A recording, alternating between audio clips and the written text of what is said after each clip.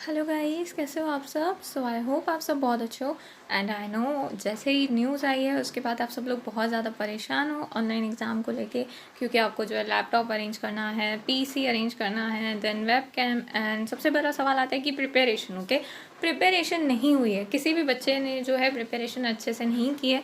बहुत ही exceptional cases है जिनका जो है मुझे मैसेज आया कि हाँ हम मैम प्रिपेयर्ड है। ओके, बाकी जो है अगर देखा जाए तो 80% से जो ज़्यादा बच्चे हैं ना वो प्रिपेयर्ड नहीं है। ओके, सो अब क्या करना चाहिए। सबसे पहले गाइस मैं कहूँगी डरो नहीं। ओके, अगर आप प्रिपेयर्ड नहीं हो, ठीक है, तो आप प्रिपरेशन कर सकते हो। 24 डेज में भी आप CA CET क्लियर कर सकते हो। ओके, यहाँ पे आपको हार्ड वर्क के साथ थोड़ा स्मार्ट वर्क भी करना होगा। ओके, बट हाँ, इसके लिए आपको जो है करेज चाहिए। ओके, आपको हिम्मत जुटानी होगी। अगर आप हिम्मत नहीं कर सकते, अगर आपको डर लग रहा है कि नहीं मैं फेल हो जाऊंगा, ओके, सो फिर डिसाइड करो कि आपको देना है कि नहीं। ओके, क्योंकि आपको पता है ना आपकी सिचुएशंस क्या है, क्योंकि बहुत सी एरियाज़ है अभी भी जो बहुत ज़्यादा इन्फेक्टेड है। मैं मेरे एरिया की बात करूँ तो मेरे एरिया में जो है, मेरे घर से जो है 5-6 घर छोड़ के आधे से ज़्यादा जनों को वायरस है। Okay, so I can understand your situation. तो अगर आपको लगता है कि आप नहीं कर पाओगे, मेरा जो है माइंड स्टेबल नहीं है अभी, तो मत दो एग्ज़ाम। नवंबर के एग्ज़ाम्स है, नवंबर में दे देना गाइस। ओके,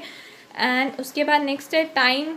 अब आपको देखो गाइस, अब आपके पास टाइम है 24 डेज। ओके, आज का दिन तो काउंट करो ही मत। ओके, इसमें भी टाइम पास होगा। एंड यहाँ पे अब आपको जो है अगर क्लियर करना है तो मैं कहूँगी आपको एटलीस्ट 8 to 9 आवर्स देने होंगे। ओके, एंड अब आपको फ़ोन सेक्रीफाइस करना होगा। फ़ोन यूज़ कर रहे हो तो फ़ोन पे जो है लोगों से बात करना कम कर दो, अपने दोस्तों से बात करना कम कर दो, उल्टा फ़ोन का यूज़ करो स्टडी करने के लिए। कुछ दिन तो सेक्रीफाइस करना होगा। एंड आपको जो है नींद भी सेक्रीफाइस करनी होगी गाइस। ओके, अगर आप में कैपेबिलिटी है तो मैं कहूँगी आप 12 to 14 आवर्स स्टडी करो एंड नींद कम कर दो। 5 to 6 आवर्स नींद करो सिर्फ, क्योंकि मेरे जब CS एग्जीक्यूटिव के एग्ज़ाम्स थे तो मैं सिर्फ 4 to 5 आवर्स सोती थी। तो अगर आप कर सकते हो तो ऐसे करो, ठीक है। एंड उसके बाद जो है अब गाइस देखो, कोई भी टॉपिक स्किप करने का सोचना भी मत। ओके, आपको कोई भी टॉपिक स्किप नहीं करना है, बट हाँ यहाँ पे जो कुछ ऐसे टॉपिक्स हैं जहाँ पे आपको फोकस ज़्यादा करना होगा। वो मैं अभी बता देती हूँ कौन से टॉपिक्स पे आपको फोकस ज़्यादा करना है। ओके, उसके बाद नेक्स्ट है गाइस देखो, अब आपको जो है टारगेट, मैंने हमेशा से कहा है कोई भी टारगेट 2 सब्जेक्ट को हमेशा करो ही। ओके, अब मैं कहूँगी बिजनेस कम्युनिकेशन पे ज़्यादा फोकस देना। क्यों? क्योंकि अब वाइवा नहीं है, एंड वाइवा के जगह पे जो है करंट अफेयर्स में जो है वहाँ पे देखो उन्होंने मेंशन किया है कि हम जो है प्रेजेंटेशन एंड कम्युनिकेशन के बारे में जो है आपसे क्वेश्चंस पूछेंगे। ओके, यानी कि कम्युनिकेशन जो है एक आपको बिजनेस कम्युनिकेशन सब्जेक्ट है, वही सब्जेक्ट जो है अब आपको करंट अफेयर्स में भी यूज़ होगा। ओके, सो इसके लिए बिजनेस कम्युनिकेशन को जो है इतना अच्छे से करो गाइज। एंड कौन से चैप्टर्स को बिजनेस कम्युनिकेशन में आपको फोकस करना है, आपको chapter 4, chapter 5, chapter 6, chapter 7, chapter 8। Chapter 5 कुछ नहीं है। ओके, क्योंकि उसमें लेटर्स है, करस्पॉन्डेंस। वो एग्जाम में आपसे लेटर्स नहीं पूछेंगे, वो आपसे पूछेंगे टाइप क्या होते हैं। ओके, सो आपको ऐसे काम करना होगा। चैप्टर 1, 2, 3 पे अगर आप फोकस नहीं करते हो बिजनेस कम्युनिकेशन का चलेगा। ओके, बट यहाँ पे आपको जो है चैप्टर 4, 5, 6, 7, 8 मैं कहूँगी फोकस ज़्यादा करो। ओके, देन उसके बाद जो है गाइज, अब दूसरा सब्जेक्ट जो आपको टारगेट करना है वो आपके ऊपर है, ठीक है।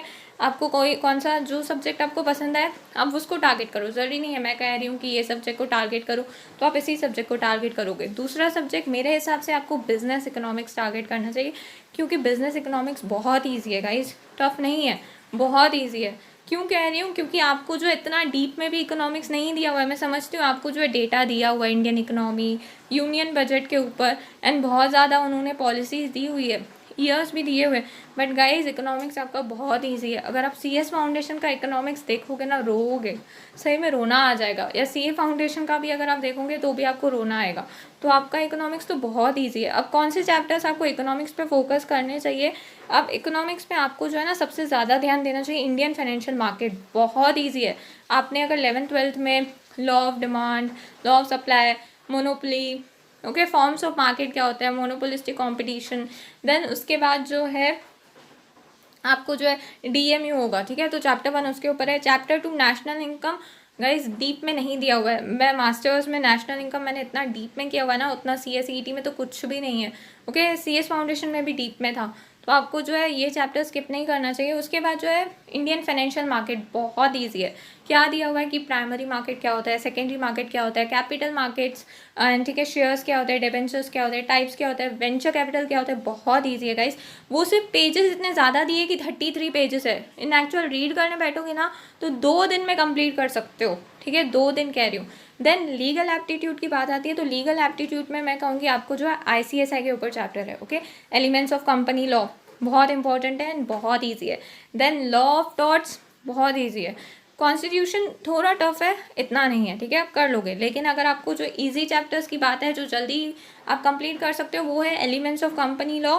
देन उसके बाद जो है law of torts and then ICSI के ऊपर एक चैप्टर है, मुझे अभी उसका नाम याद नहीं आ रहा है, ओके। सो इस चैप्टर पे आपको ज़्यादा फोकस करना चाहिए।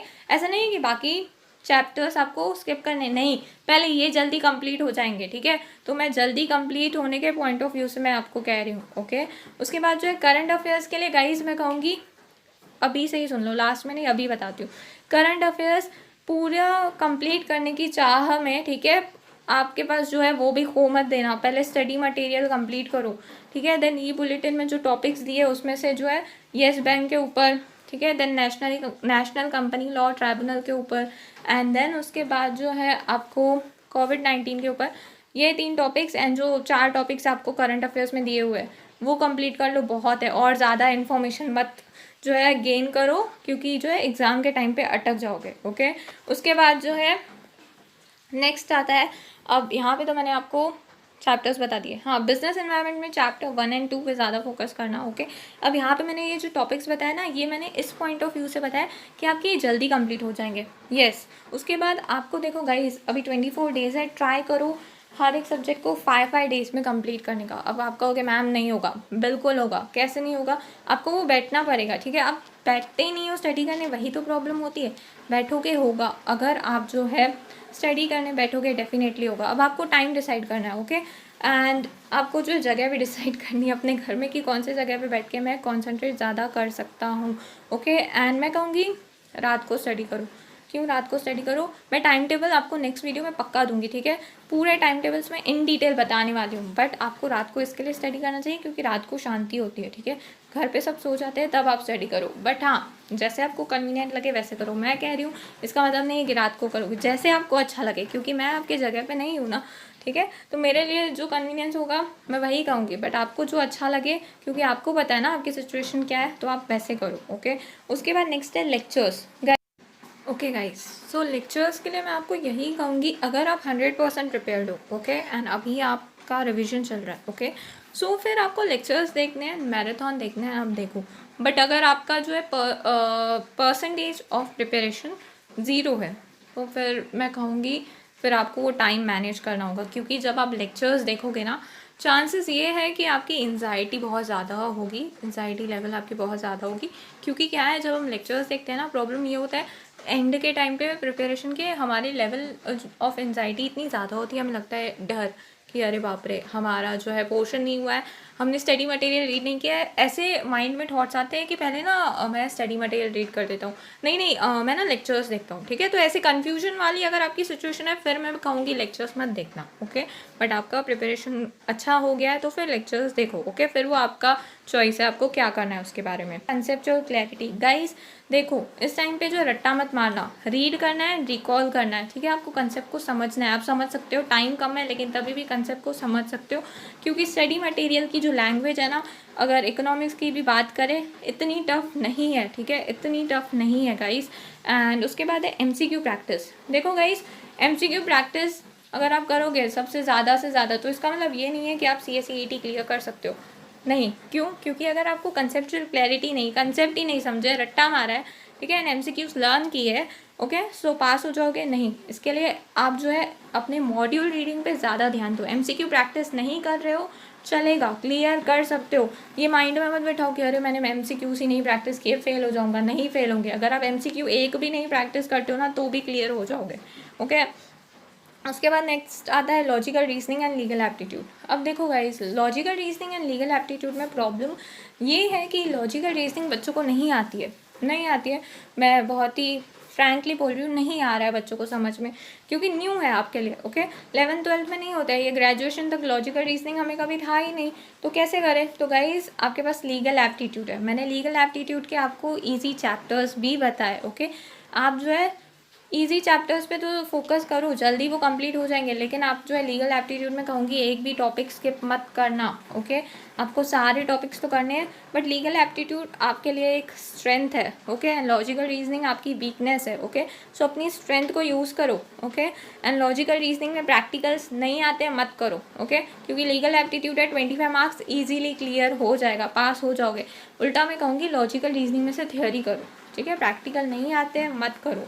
ओके, बट लीगल एप्टीट्यूड को स्किप मत करना, लीगल एप्टीट्यूड बहुत इंपॉर्टेंट है। उसके बाद नेक्स्ट आता है गाइज यहाँ पे current affairs. Okay, current affairs के लिए मैंने आपको पहले ही बता दिया इसके पहले कि आपको क्या करना है। करंट अफेयर्स के लिए आपको जो है सिर्फ अपना स्टडी मटेरियल भी रीड करोगे ना, इवन ई बुलेटिन भी आप प्रेफर नहीं करते हो, उसके टॉपिक्स नहीं अगर आप स्टडी करते हो तो भी क्लियर हो जाओगे। तो करंट अफेयर्स का इतना ज़्यादा टेंशन मत लो। ओके, 20 मार्क्स का ही है, 30 मार्क्स का तो आपके पास ये है communication skills and presentation skills, तो आप जो है इजीली क्लियर हो सकते हो। और अभी मुझसे बच्चे ने सवाल पूछा, मैम ऐसा है क्या कि करंट अफेयर्स में हमें पास होना है एंड कम्युनिकेशन एंड जो था कम्युनिकेशन एंड प्रेजेंटेशन स्किल्स उसमें भी पास होना है। नहीं गाइज, आपको जो कंबाइन ही पास होना है, क्योंकि उन्होंने थोड़ी मेंशन किया है, वाइवा के लिए उन्होंने मेंशन किया था, इसके लिए तो नहीं किया है ना। तो दिस मीन्स आपको जो है 50 में से 20 लानी है। ओके, सो अब आपको जो है करंट अफेयर्स गाइज 20 मार्क्स का है, उसके लिए इतना टेंशन मत लो। ओके, एंड उसके बाद नेक्स्ट है, मैं कहूँगी गाइज इस टाइम पे ना अपने आप को कंट्रोल में रखो। ओके, अपने इमोशंस को कंट्रोल में रखना, क्योंकि इस टाइम पे आपकी एंजाइटी डेली बढ़ने वाली है, ये मैं सच कह रही हूँ, क्योंकि अभी टाइम कम है ना। ओके, एंड प्रिपरेशन स्टार्ट नहीं की है, तो उसकी वजह से बच्चों को ये प्रॉब्लम होती है। ठीक है, इनसिक्योरिटीज़ ज़्यादा होंगी अभी, तो बेटर है आप जो है अभी इस टाइम पे ना बहुत ज़्यादा प्रॉब्लम्स आएंगी। ठीक है, आपको जो भी प्रॉब्लम है, कंसेप्ट नहीं समझे, आप मुझे इंस्टाग्राम पे इमेज भेज देना, मैं समझा दूँगी, आपको टेंशन लेने की ज़रूरत नहीं है।